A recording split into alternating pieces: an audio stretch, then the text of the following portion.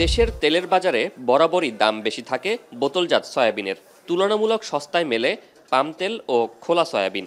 কিন্তু বর্তমান বাজারের চিত্র একদমই উল্টো। খোলা সয়াবিন ছাড়িয়েছে বোতলজাত সয়াবিন তেলের দাম। চট্টগ্রামের খাতুনগঞ্জে বর্তমানে 1 কেজি খোলা সয়াবিন তেল বিক্রি হচ্ছে 180 টাকায়। গেল সপ্তাহে যা ছিল 184 থেকে 185 টাকা। অথচ বোতলজাত সয়াবিন বিক্রি হচ্ছে তার থেকে 10 টাকা কমে। সয়াবিন তেল সুপার ফার্ম থেকে কিছু কমছে। যেখানে সয়াবিন তেল আগে আপনার ছিল 185 টাকা, এখন সয়াবিন তেল কেজিতে বিক্রি হচ্ছে আমরা 176 টাকা। আন্তর্জাতিক বাজারে বর্তমানে প্রতি কেজি পাম তেলের মূল্য 138 টাকা।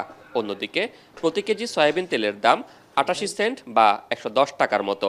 মূলত পাম তেলের রপ্তানিকারক দেশ মালয়েশিয়া ও ইন্দোনেশিয়া দাম বাড়ানো ও রপ্তানিতে নিরুৎসাহিত করায় অস্থির হয়ে ওঠে পুরো ভোজ্য তেলের বাজার।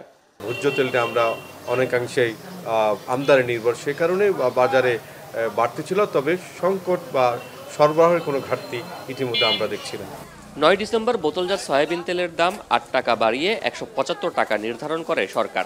এতেও বাজারে খুব একটা সরবরাহ স্বাভাবিক হয়নি। বিক্রেতাদের দাবি, খোলা সয়াবিনের দাম বেশি থাকলে অনেক অসাধু ব্যবসায়ী বোতলের তেল খোলা হিসেবে বিক্রি করেন। এতে তৈরি হতে পারে কৃত্রিম সংকট। বাজারে দাম ও সরবরাহ ঠিক রাখতে 2025 সালের 31 মার্চ পর্যন্ত মিল মালিকদের শুল্ক কর অব্যাহতি সুবিধা দিয়েছে সরকার। পাশাপাশি গেল এক সপ্তাহে আন্তর্জাতিক বাজারেও কিছুটা কমেছে সয়াবিন তেলের দর। শোয়েব রহমান, এখন, চট্টগ্রাম।